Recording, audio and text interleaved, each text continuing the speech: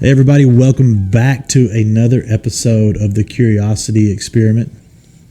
And we're glad you're here. And we just got the OGs tonight, the original three, the three amigos. On the logo. Yeah, the ones who, make the money for this thing. We'd pull kind of the heavy, the heavy load. The heavy coin. Yeah. So it's going to be a special night for you because we're going to dive in and tackle some really cool stuff. So my name's Q. Thanks for hanging out with us, and you guys introduce yourself. I'm Clay. I'm Derek. I'm bad at introductions. I'm bad at small talk. Sorry. It's an introvert problem. Sorry. So tonight, what we're going to talk about are denominations and the Southern Baptist Convention. So just as context for what we're talking about, for the vast majority of people who probably do not know because they don't care. So a little while back, the Southern Baptist Convention, they launched a sexual abuse internal investigation of the Southern Baptist Convention. And so I think internal review, correct, in regards to allegations and how the Southern Baptist Convention handled that. And so the results came to the leaders, I think it was like 14 days ago, and then it became public today, and it was less than desirable. So, well, that like first question right there. What did we do in that 14-day period? I mean, obviously they didn't change anything. I don't know that it was 14 days. Okay. Some people moved money around. Yeah, bought vacation homes. I need to. I have questions. I'm curious. I'm very curious about that 14-day period. Let me say this before we even get into it. Like, I think it needs to be stated that all of us are pastors of Southern Baptist churches, and so. Hold up. I was about to say, he's not going to identify in that book. I was waiting on that right there. Now, hold up. I'm pulling you out of the closet, ain't I? No. Now, were you, but the Southern Baptist Help Fund, did y'all get money from them at the beginning? We got $20,000. Okay. So they're $20,000 worth. It was from state. It was from Alabama's state convention. Sent us $20,000 as a new church. That was kind of nice. Yeah, 20. I mean, it's better than. Well, so here's the reason why I say that. Like, when we talk about this, at least personally, it's not like we're just tickled to talk about and trash the Southern Baptist Convention. Well, and plus, I don't even think it's our job to trash. Now, I think we can help hold accountable, but certainly. Trash is... Well, and that's what I'm saying. Like, I think tonight is more of just like an honest conversation. Like, is it... As we will talk about, is it even worth being a part of the Southern Baptist Convention anymore? Is what's redeemable? And as we were talking about before we even started, Al Mohler wrote the article that he did, and you can feel the man's pain as he's writing. As people are listening, you might want to tell them who Al Mohler is, just correct. Context. So Al Mohler is the president of Southern Seminary. It is the oldest seminary in the Southern Baptist Convention. So. But before let's talk about this. Let's just zoom out for a second before we even start talking about the Southern Baptist Convention. Here's the first question: are denominations themselves necessary? Which poses a different question. In a way, I'm not dodging that. No, it's free speech. Y'all can correct me if I'm wrong. This is how my eyes see this. And sometimes I'm outside the box, and sometimes I'm so outside the box, I feel like I don't have a box. I feel like denominations are interpretations that meet preferences. So whatever your scriptural preferences are, you can find a denomination to go with that. And so my question is, Q doesn't like it, that's fine. What is God... This has been my theory for a long time. Like, what will God say in eternity about denominations? Because there's obviously blessings and growth across all denominations. Like some Baptist churches grow and explode. There's a lot of Baptist churches that are dying. There's some, like my buddy's a part of a Church of Christ in Birmingham, that they do awesome things, and they're growing and they're alive. And you've got Church of God and Assemblies of God that grow. And so... I don't know how you pinpoint that. I just feel like it's always been tradition, like how you were raised, because culture is learned, and then preference. I mean, I don't think people in those denominations would say it's preferences. I think they would say Interpretational differences. Yeah, well, I mean, I think they would say that it's that they're following a more accurate way. They would say that, but then it comes down to a preference, how they prefer to interpret that text. I think probably you're correct about the vast majority of people. I think that the vast majority of people are, and maybe this is just hateful, but they're shallow in their faith to where it really is just kind of a preference for them. But I think that there are some people who are theologically heavy hitters who do have interpretational issues, and therefore they are denominations. I agree with that. But I don't know why. I mean, my issue with denominations is not just necessarily the preferences. It's that we had these ideological or theological differences, and then we said, hey, I want to gather everybody around that thinks like me to make myself feel better. Yeah. Mm-hmm. Like instead of like, I only want to play with the people who think exactly like I think.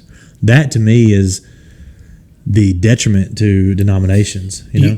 Do you know who or what invented denominations? Oh my gosh. George Washington. Tell me. No, The George Constitution. Washington. And this is why our discussion is so incredible. Like, not necessarily what we have to say. It is incredible. It's amazing. Well, it's just the fact that we can. What I mean is the fact that we can have this conversation. Yeah. Because for thousands upon thousands of years, if you disagreed with the Catholic Church, You were dead. yeah, You were so dead. They fired you, but it happened to be like literally, like they killed you. With fire. Right. By the way, burned you at the stake. By the way, I'm just thinking if I was a devout Catholic and all this stuff came out, I'd be like, oh. It's not just us.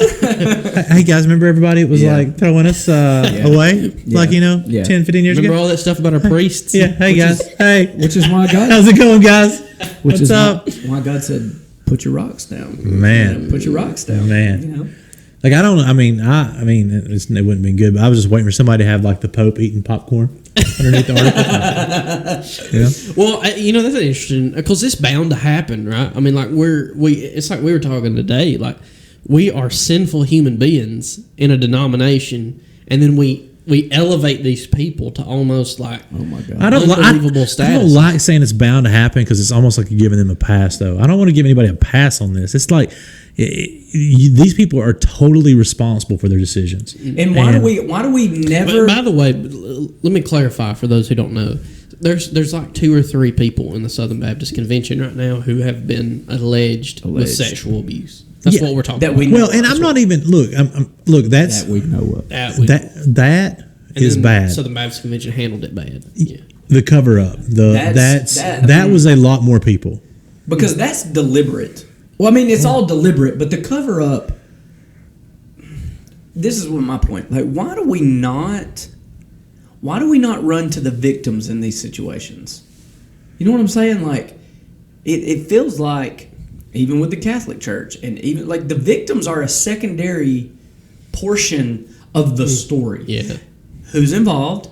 How much money's involved? Who does it hurt? What reputation does it hurt? And I'm like, why do we not just go to the people that this affects the most, which is the victim? Like I don't get that. Like, Moeller brought that up in his article too. Again, me and Moeller, probably on the same level intellectually, but yeah. Dude reads 10 books a week. Yeah, because he never sleeps. The fact that he told that, he lost his blessing in heaven for it. What, that he reads 10 books a week? Yeah, I mean, it's gone. Well, he should have kept that to himself. I don't particularly know the context of it. You know what? I'm not going to tell you. I'm not even going to tell you guys how many books I read a week. Because I'm going to let that be a blessing from the Lord to me. That's good. Not let the right hand know what the left hand's doing. That's right. That's right. Anyway, going back. So, again, and I'm not trying to go all nerd tonight, but like, please do. The Catholic Church for thousands of years ruled the day, and then your boy Martin Luther came along, and he saw the corruption, and the whole Protestant Reformation happens, and that's literally where denominations come from. It's interesting. I read a book one time. It's a Catholic. Benjamin Weicker was his name, and it was his perspective of the Protestant Reformation as a Catholic. And he made the very valid point that whereas all of the positives that come out of the Protestant Reformation with, we're no longer corrupt, the one negative is the faction of all of it, like all of these denominations. I mean, because you got Jesus in John 17 where he's praying to God. Just unity. It's just unity. Yeah, hey, let them Father, be like we are. Make them one as we are one. I just did a whole sermon series on that. Like it's about us being together. Like he could have prayed anything in the world. He prayed that we would be unified. There's 45,000 denominations. Oh my gosh, over 45. I also want to say, like, I feel like it's weird, and I may be in a minority here. It's fine. I mean, most people know me, know how I feel about this. But your shirt is awesome. I just noticed that. Thanks. Shout out Papa Doobies. You don't even have to sponsor us. There's been a few people who've been super influential in my life that were of the Catholic faith.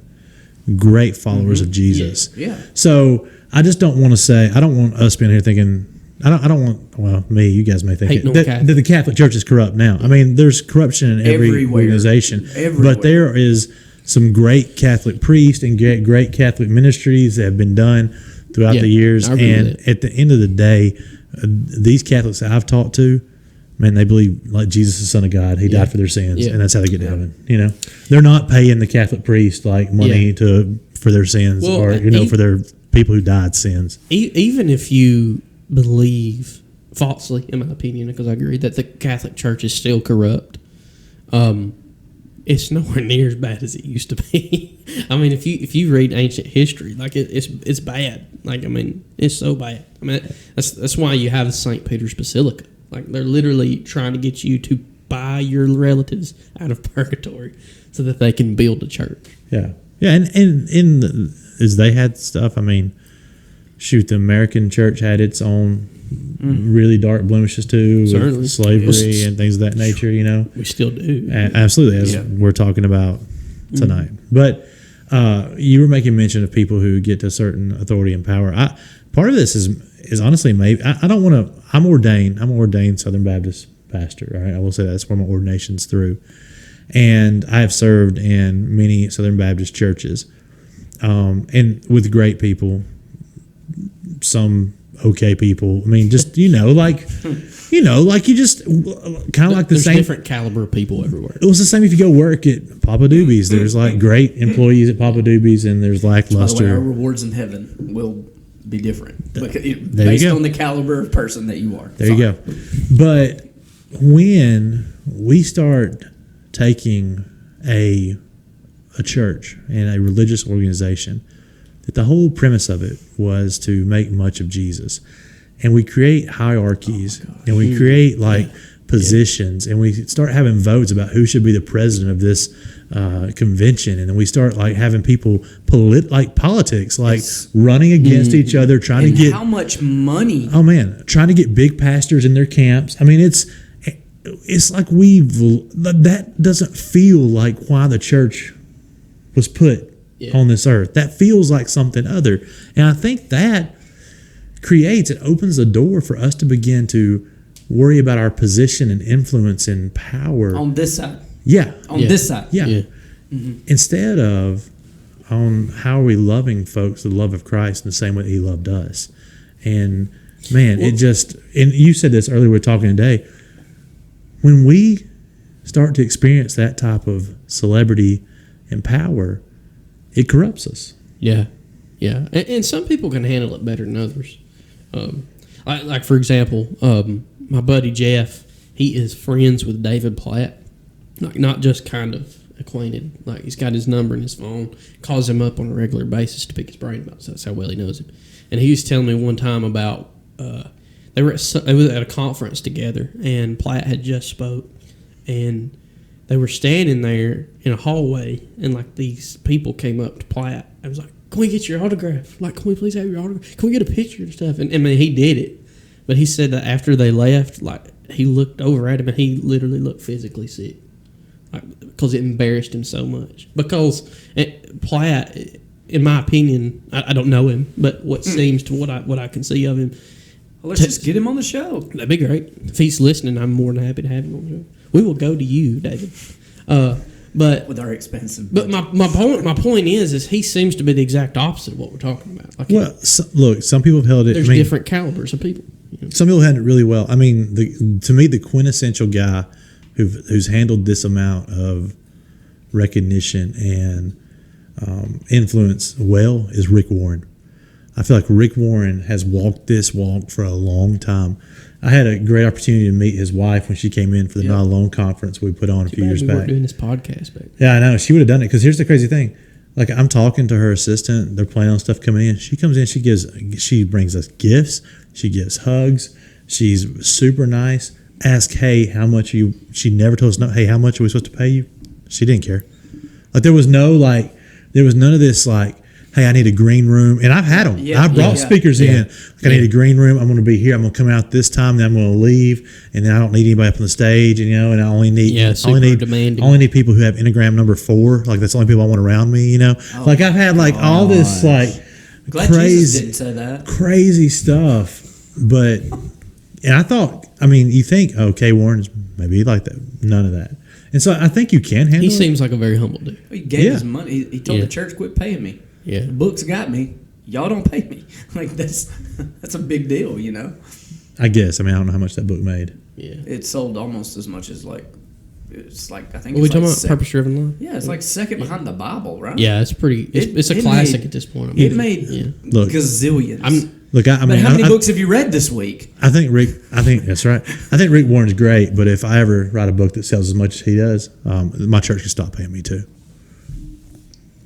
Well, I mean, at that point, I mean, money's not a problem anymore.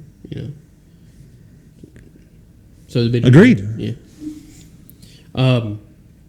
So I mean, obviously, so we would all agree that denominations are not biblical, correct?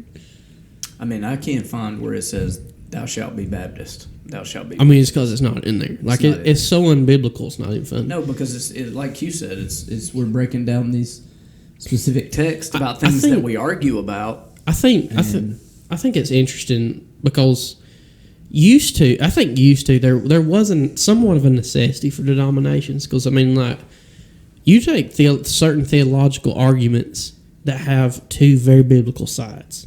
You know what I'm saying? Like, you can make a very good case because the Bible, I don't want to say the Bible's vague about it, but it's intentionally not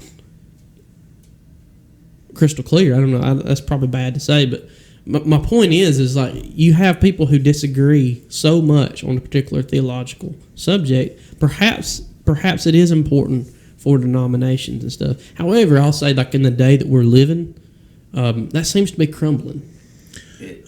I have said for years, if we're going to talk about Baptists specifically, I said this before I got a Southern Baptist job. And just to be clear, like, didn't think that I would work in a Baptist church. Just didn't think I would. Not that I don't believe what Baptists believe, but there's so much more added to what we believe as far as tradition and expectations. Pharisaical. I'm not even going to say that. I'm just saying there's a lot added to it. I'm just saying the Pharisees added to it. That's what I mean. Yeah. Maybe I shouldn't say that Pharisee. Implied that other. Yeah. I'm Pharisee not is such anything. a bad term. Yeah, it's like I'm not calling my church Pharisee.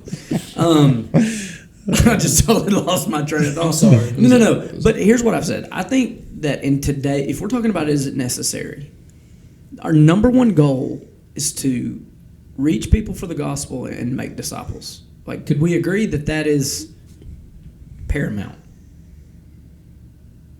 No? Yes?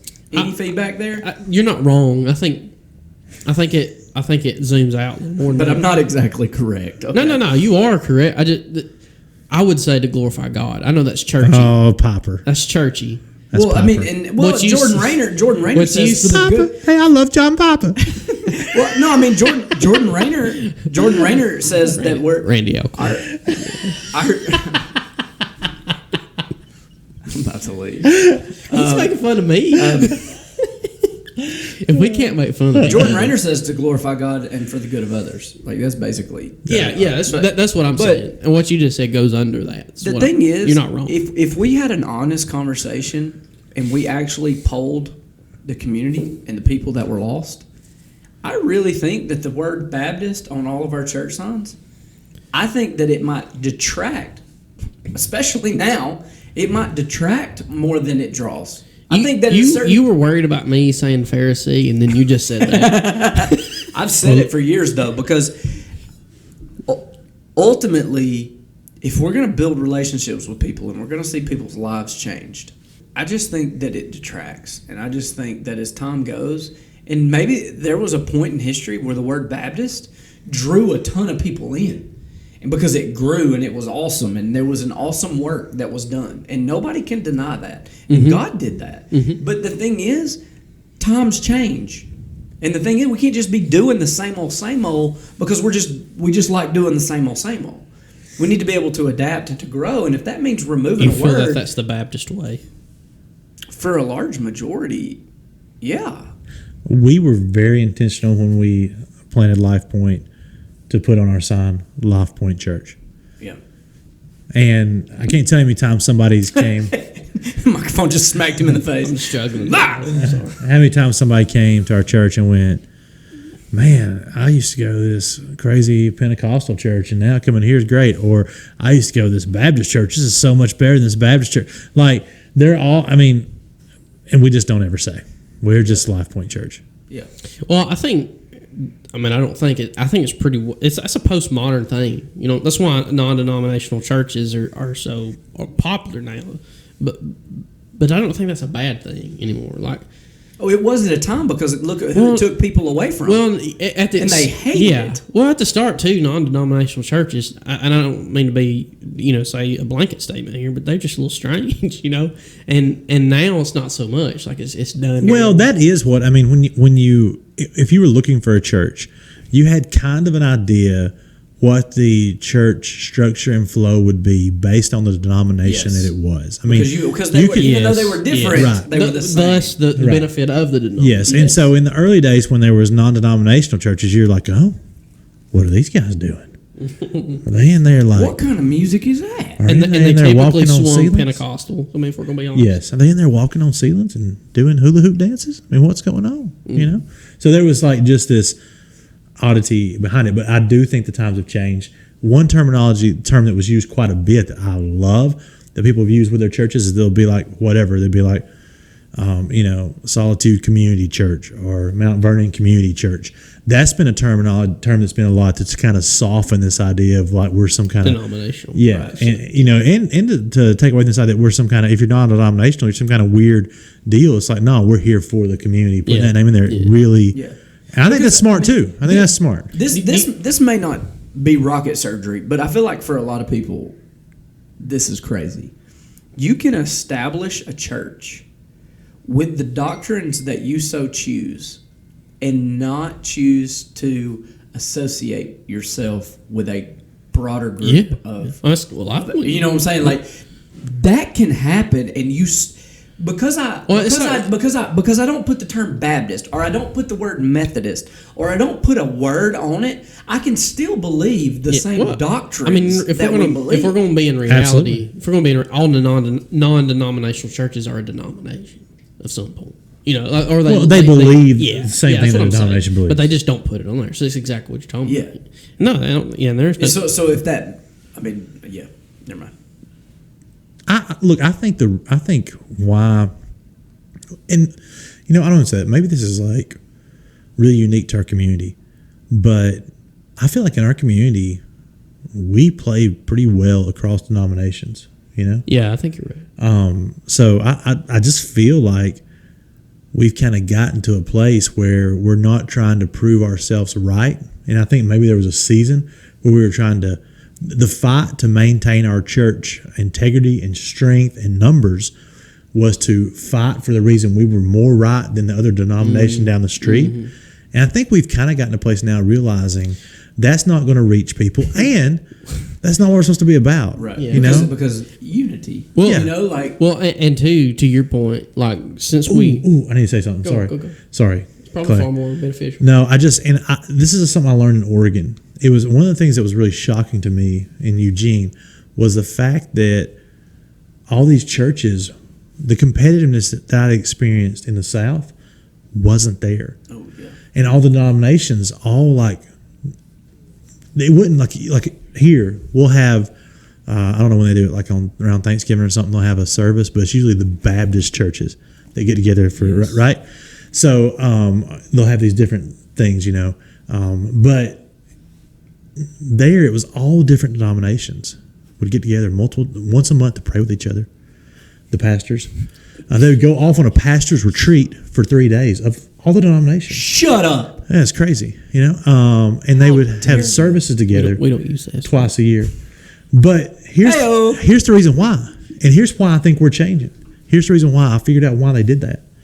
They were in the vast minority. Mm-hmm. Most of the culture was lost. So if that guy believed they baptized someone a little different than I did, I didn't really care because I'm living in a world where everybody doesn't think Jesus is real at all. Yeah. So I'm not going to get hung up on that. We're headed that way in the South. And that's what I'm saying. In Southern culture, for so long, everybody knew Jesus. Their grandma raised them up, and everybody loved Jesus. And we were trying to fight about who was more right about how you worship Jesus. But now we're transitioning to a culture that is more lost. Yeah. We're transitioning to a culture where people are leaving the church, and we're beginning to realize, hey, maybe we don't need to fight about this so much. This is dumb. Because we got a bigger problem happening here. And I've said this from the pulpit in my Baptist church. You have a pulpit? Oh, no. It's a stand.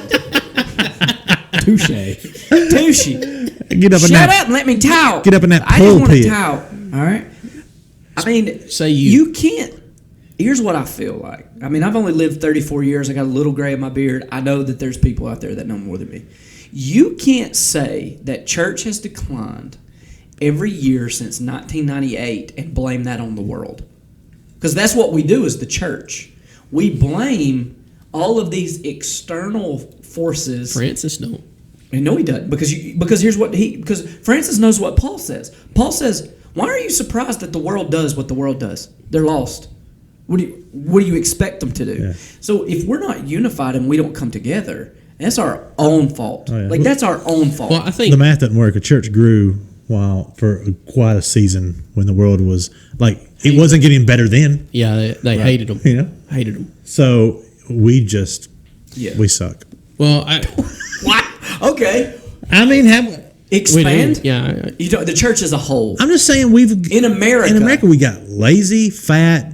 The church got lazy and fat. We've been sitting on the couch just grabbing whatever we want out of the freezer and warming it up. We've done that with our faith. We've had this faith that we just warm up whatever we want whenever we want it and feed it to us, and we're just fat and lazy. And then meanwhile, in other parts of the world where people will die for their faith, the gospel is exploding and number like China, Iran, Afghanistan until this latest thing, and it's probably still growing, but they're dying. You know what I'm saying? But I feel we're transitioning. There's a group of young, and I'm not in that group. I'm past the young page, part of my life. But there's this group of young leaders who are rising up and realizing that what we all thought were the battles were never the battles, and they're learning the true fight. And I'm super encouraged by that. I think I don't think the future is bright. I don't think the church is plummeting to death in America. I think we're having to refocus and restructure and reorganize. Because you can't ignore the numbers. And when you see those numbers, you have to say,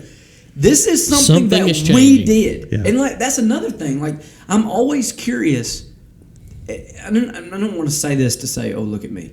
If there's a problem, and I examine a problem, the first question that I ask about said problem, do I perpetuate this problem?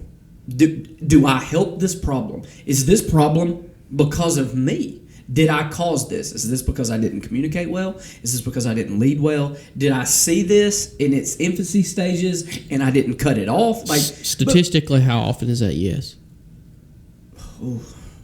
I'm just kidding. Go ahead. I mean, a lot of the problems are, as y'all know, I am a mess. So, but the church has failed to have a self-analytical view and to examine themselves and to humble themselves and to say, whatever's wrong in us that has caused this decline, help us fix it.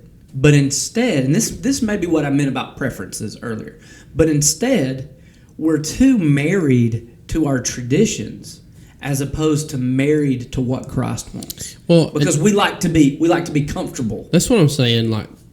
the huge positives of postmodernism, because we live in a day now to where that's not acceptable anymore. Like the vast majority of millennials, there's a they're certain so standard, tired of that. and there's a standard you have to meet, and you have to understand what that is. A standard of authenticity and genuineness. Look, the opportunity is so amazing because, like you're talking about this postmodern culture. What's happening is you have now, like I've got students, and they expect, because we've done it for so long, this postmodern culture, they expect when they live or act in the world a certain way that we will push them away, we will make them the enemy, and we'll demonize them for their decisions. All right? Yeah. And so the opportunity is beautiful because I've been practicing this. It's been amazing. Blow their minds when you embrace them, show grace and love. Look, I'm not talking about bending the truth. I'm not talking about just throwing away what is biblical truth. It's okay to have sex outside of marriage. No, I'm not saying that. Hanging on to your biblical truth. We're not saying that. I was going to say, you need to clarify that for the camera. Yeah. Hang on to your biblical truth, but love them deeply. Show yourself vulnerable. Let them see that you're human too. Embrace them. Don't be shook. I had a student the other day wore a shirt that said something like, I don't know, something like, "Oh, this is not a phase," and it was all a rainbow. Don't let that shake you. Still, you didn't tell her you will change before you come in here. Don't go to that person and try to push them away or go. You need to go change. Bring them close and show them the love of Christ, and that's the beautiful opportunity that exists right now. Yeah. I mean, I'm telling you, I see it in the high school. There are students who it's not that they aren't interested in some kind of deep love and finding some deep purpose, is that they just believe everybody that says it comes from Jesus is going to hate them and throw them away because they've watched it happen for the last 30 years. Oh. I mean, that's just the truth of it. Yeah. Yeah. And what do you do with that? We change it. Yeah, I agree. I mean, and to your point, it's not difficult to change it. I mean, it's just don't be hateful. I mean, love people. I mean, that's literally. I know that's cliche, but I mean that's really it. Joyce Meyer even said, "Read the Bible." Love has characteristics. 1 Corinthians 13. There are characteristics of love that people can see and people can feel, and you can even quantify it. And she even, it's not rude. Love is not rude. And she goes, so yes, as a Christian, you need to have manners.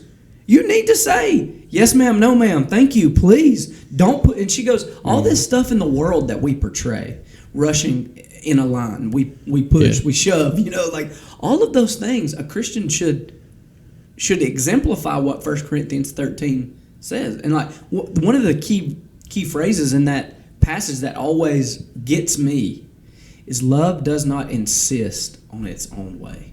It does not insist. And has the church exemplified that? Because what did that report say? For the sake of evangelism, we don't need to bring this to light. That was exactly what the top leaders of the Baptist church said. Without the foresight of, if we don't bring this to light, there's not going to be anybody to evangelize. Because nobody's going to want to come anyway. Yeah. So, because I insist on my own way, or my own tradition, or my own comfortability, because I want church to look like this, feel like this, sound like this, we have forsaken the people that we were called to reach. Because we insist on our own way, which isn't love. Which goes to your point, like the shirt.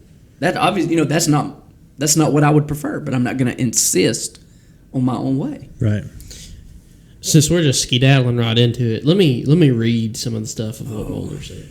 And I know it's a little bit lengthy, but it's well worth it. Okay, he said every single one of these sex abuse survivors deserved protection, but experienced predation. Every cry for help deserved to be heard, but many were not heard. Worse, some were denied and uninvestigated. Shockingly enough, at least some staff members were compiling a list of offenders. Evidently, they did nothing with it. Among at least some officials, there was organized attempts to suppress the truth or to deny it. All this is now documented for anyone to read. The second truth is that the horrible evil and serious crimes are often hidden within religious contexts, precisely because the same contexts provide opportunity and camouflage. Is that why you wore that shirt? That's right. Okay. No. A third truth is that there is truly shocking material in the report. One former SBC president is accused with documentation of sexual abuse. Pretty sure we're talking about Johnny Hunt right there. That was Johnny. Yeah. I can't imagine an informed SBC figure who is not shocked by that specific revelation. Without this independent investigation, would we have ever known? Fourth, the world will, this is the best one, I think. Fourth, the world will be watching how Southern Baptists handle this report and the moral burden of sexual abuse as they gather in Anaheim. If there are factual corrections to be made, let them be made. But the weight of truth calls for repentance, broken-hearted concern, and a concerted determination to make things right. We will not get and will not deserve a second chance at this. Wow. And then he ended it with this. He says, this is a moment for sackcloth and ashes. That is where we have to start. The gospel of Christ makes clear that's not where the story can end, but we are going to be wearing sackcloth for some time to come. Well, at least it said.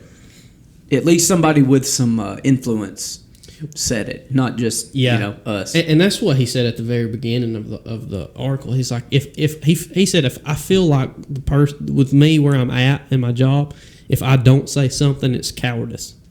Yeah. Sure, I agree. And so I'm glad. Moeller is amazing. I heard it. I read it yesterday. Russell Moore's article came out. I haven't read it, but it's good. Very good. And he had a podcast that dropped today where he talked to one of the ladies that was a gymnast that went through the sexual abuse stuff At Michigan State. I think so. Yeah, and, Michigan State or the Olympic stuff. Yeah, he met with her and they discussed this whole deal and the responsibility of the. It was. And that's also a part of this. The psychological view. There are people that have been through sexual abuse that were not abused by a Southern Baptist leader, but when they read that, they'll feel that. Oh yeah, because they've been through that. And when you've been through any sort of trauma, your heart and your soul automatically clings to the same trauma in other places. And so part of this is it's important that we recognize the victims of this with the understanding that now we're almost in a way reopening wounds in people who are in the process of healing in other places. Yeah. It's good. What's good about this is we're telling the world and we're telling pastors, and I'm a pastor. Every pastor needs to hear this. You will not get away with this. Yeah. Right. Because I think what happened in a lot of our past is they got away with it. Yeah. Yeah. Well, for a long time there was a lack of documentation. Yeah, and this church culture that, number one, something like that wouldn't happen in the church. We live in that world, for they a long time. They are holier than the rest, therefore exactly. they would never do and that would never happen. So when we hear those things, we automatically reject it because in our mind, that's not possible. It's not possible. I think part of the massive problem too is as we were saying, we woefully misjudge the impact and ferocity of the sin of lust. Like what it can do to a man or a woman, And by the way, can I just interject one thing? Have y'all ever watched the comedian Bert Kreischer? I have not. Is he the one that don't have a shirt on? Yeah. Yeah. He does this whole bit called "I'm the Machine." Have you seen that? If you're listening to this podcast, don't go watch it because it is definitely profanity. Yes, it's like don't watch it. Yeah, but if you watch it, it's funny. But don't go watch it. But in it opens other tab. in it, he stops in the middle of this routine in the machine that's online. All right, and it's this beautiful moment. He just stops all of a sudden. He goes, I woke up one morning and my wife had made pancakes and I was sitting in bed with my two girls and my dog, and I just decided, I'm not going to screw this up. Like this is what. So he goes, now when a girl or a lady comes up to me in a bar, I don't know. I don't know if they're flirting with me or if they're not flirting with me, but I just look at them and I just look at them and very loudly say, I don't cheat on my wife. He just yells it at them. So they may slap me. They may look at me weirdly, like, who's this weirdo? They may walk away in disgust. They may go, what are you talking about? I don't care. I'm not going to give this up. I'm not going to give up this thing I have. Mm-hmm. So it doesn't matter what happens to me in those moments. I'm not going to give it up. And I think lust is this very powerful thing. Yeah. You have to have those moments where you solidify what you're going to do. Yeah. And pre-decisions. You have to realize what you're giving up. And at some point, these folks, some of them, thought they could get away with it and they wouldn't have to give it up. If they knew, I wholeheartedly believe, if they knew in that moment, if like some magic button paused life and God came down and go, hey, if you follow through with these thoughts in your head right here, you're about to lose it all. Mm-hmm. They went like, sorry, I should have done that. Yeah. But we think we get to a point where we can get away with it and we're not going to lose it all. But I'm telling you, that scripture is such a good scripture. It says what is done in the dark will be known in the light, right? Is that what it says? Yeah. Right? Yeah. So, man, you have to realize the likelihood of you getting away with it is really, really small. Because even if it's something secretive that you yourself do, okay, there's still going to be indicators of a deeper problem in your outward life. Yeah. So even if there's something in your life that you do that nobody else knows, okay, it's just you, there will be a condition, there will be a mood, there will be something that people close to you will be able to at least go, what's wrong with Something's you? off. Something's off. Yeah. Something's wrong.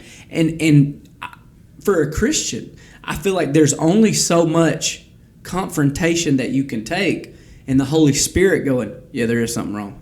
Yeah. Well, and they're correct. You know, that's what I was about to say. Like you can't downplay the conscience and the Holy Spirit in it, because like you take like some of the most successful serial killers in human history. And by successful, I mean like they got away with it. The reason why they're caught. Success is a weird word. Weird word. Serial killers. Sorry. Notorious. Yeah, there you go. Notorious serial killers. Infamous. People who got away with murder. Successful, probably not. The reason why they got caught is because they bragged about it. Yeah. Or not even bragged about it, but just had to tell somebody. Murder's one thing. I mean, they're dead. They can't tell on you. But when you're trying to make advances or having an affair with another person, let me tell you, there is another person that's got to, in that equation, you cannot control that. It is a variable that you cannot control. Well, my point was, there's something about human beings that when we do something that is morally wrong, we have to tell somebody. Like it's like this compulsion in us. I've only had ever one time in my married life where a lady like invited me, so I was at an AWOL Nation concert. It's a good band. I don't know if you guys listen to AWOL Nation. I enjoy them. But I was at this AWOL Nation concert. They opened for Flogging Molly? No, they didn't. They were just playing their own deal. And these ladies were in front of us. And I'm a big guy, so like there's something about bigger ladies that feel like I think they thought we have an emotional connection. I've always this said is not going right. I've always said I'm kind of like big girls candy. Like they just look at me and they go, okay. We just lost all 10 subscribers. I mean, they look at me and go, he's kind of big. 14. Look, he's big, so he kind of gets me, but he's also anyway. There was these ladies in front of us that fit that motif. And so they're like just talking and stuff. But at the end of the concert, they're like, hey, do you guys want to go back to this hotel room with us? And I had to not even think about it. All right, so let's just do this very quickly. I mean, because this is kind of almost a yes or no.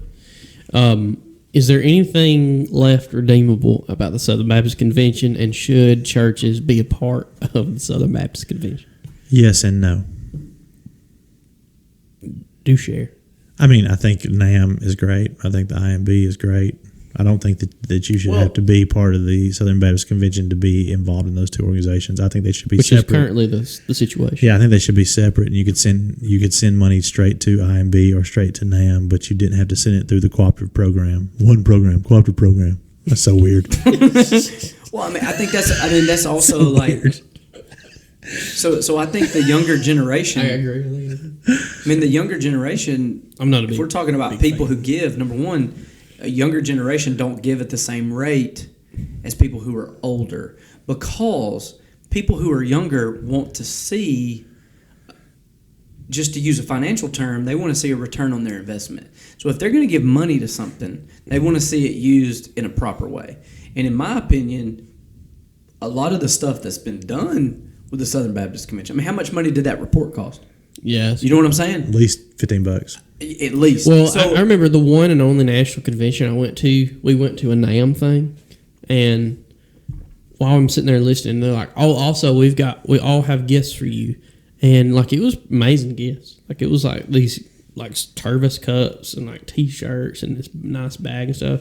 And I'm not thinking like, this cost us tremendous. and meanwhile, we're sending missionaries home. They gave they gave thousands of people this crap. Yeah, and meanwhile, 14 missionaries didn't have a job. Yeah. You know what I mean? Like that's the stuff that bothers me. Yeah, that's strange. You know, And look, and part about the convention made some of us lazy too. I mean, Yeah.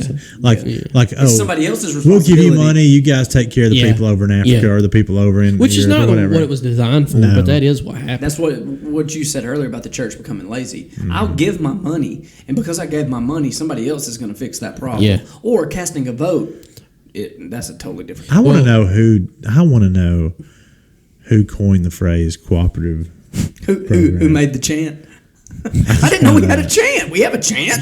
This is what? I just want to know who coined that term. I have this running list of people in my mind that if time machines ever become a reality, You'd like to talk to them. no, I don't want to talk to them. I just want to punch in their number like Bill and Ted, go there, give them one firm slap across the cheek, get back in the time machine and come back to my time. The guy, No words, just a quick slap.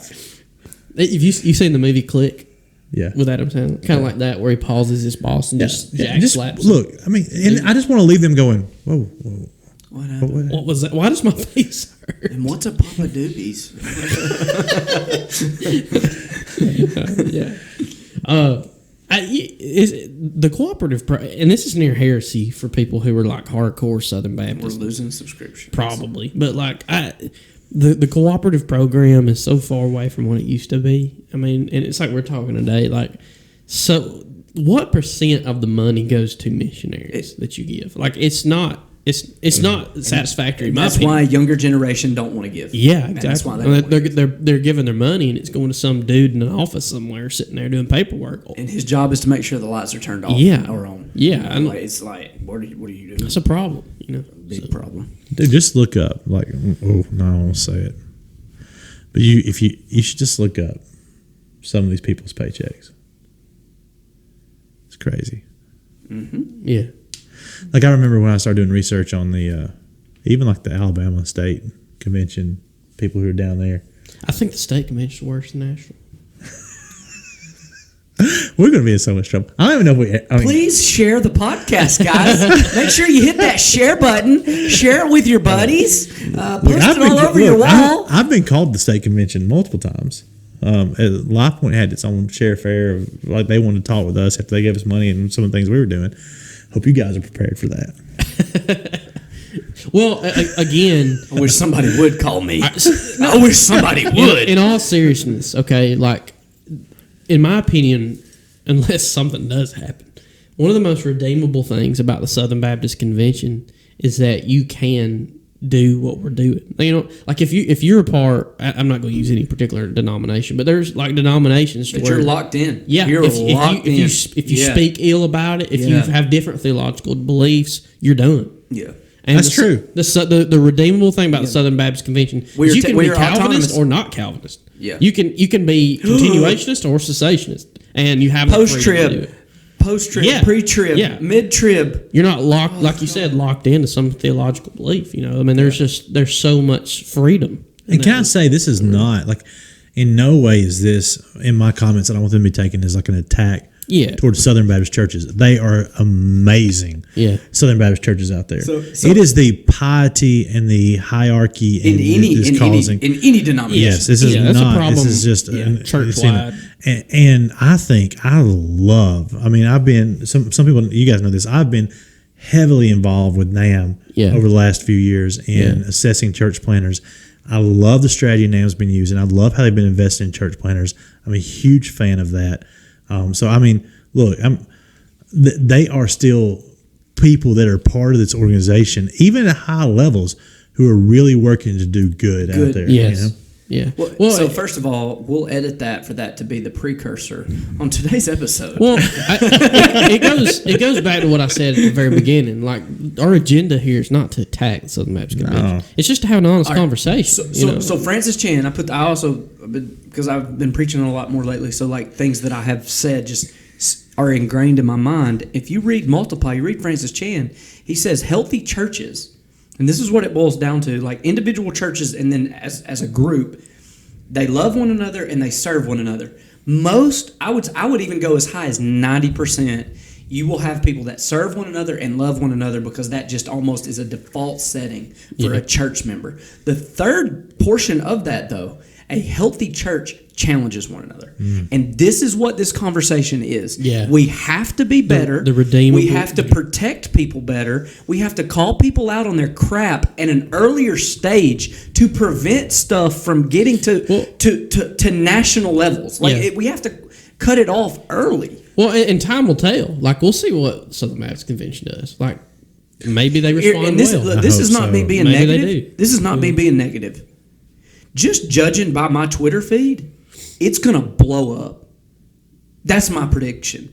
I hope that Moeller is correct, and I hope people repent, and I hope people whatever. But there's so much on Twitter that people can't decide that are just, in my opinion, fundamental basics of what we believe, and we spend so much time arguing about it that this will just be another talking point on a broader scale. I don't know. That's possible. That's just my prediction. Well, if you look at the history of the Southern Baptist Convention, I mean, this is not the first time. To my knowledge, it's the first time with sexual abuse. That's not what I'm saying. It's not the first time that the Southern Baptist Convention has dealt with something huge. I mean, like, you got like the whole conservative. I have no idea. You got the conservative resurgence in the 80s, like in the 60s. You would be the one to educate us on this. Well, actually, like, I don't know that we need to be. I mean, I know. Yeah. I agree with the point you're saying. Yes, that's what I'm saying. And I think that we will. He didn't want to be bored by He's it. just like, I mean, I just don't care. I just don't really care. I don't know how to play. But I'm sorry, Clay. All this stuff you're about to give us. No, I understand. I'm just saying, like, you're right. They're either gonna do this well, or they're not. Yeah, it's one or the other. My view is in the past, the Southern Baptist Convention has been resilient, and they have came back. So the hope is I think that there will be a sect that does it well. What are these guys? I mean, what are these guys that are indicted in this do? Is this they get sued? Is this they go? I don't know. They step down from their church. I I mean, Johnny Hunt resigned, so I don't know. I don't know what the rest of it. I mean, that executive committee. I mean, they got to be. I mean, what's their responsibility? In my opinion, I mean, whoever's implicated and whoever covered stuff up, there needs to be whatever action is. What would that action be? Well, I mean, statute of limitation. I mean, all this stuff that goes into that. There's all these different levels that this will go to. You know, once this report is public, and now that the Washington Post has it, or the Atlantic or the New York Times, I mean, there's no telling. I mean, and usually and truthfully, if we're going to talk about historically, I mean, it was journalists that broke, the Catholic stuff. It were journalists that dug into this information and then brought people to justice based on what our legal system is. And so whatever that is, if it's proven, whatever the outcome is, that's what the outcome is. I'm telling you, if you want to get a good, I mean, if you're part of this deal, and you're needing to bring charges, man, go find you a good Catholic lawyer right now. Perhaps that's a good place to end it. Yeah. Do you want to send us out, Q? Old Pope Eating that popcorn. Oh, pride comes before a fall. Hey, thanks for joining us. We're so glad you hung out with us this evening for us, and man, I hope you enjoyed this experiment and us trying to figure out some things, and maybe you learned something. I think I did, and I appreciate you guys for being part of that. We'll see you next time. Adios.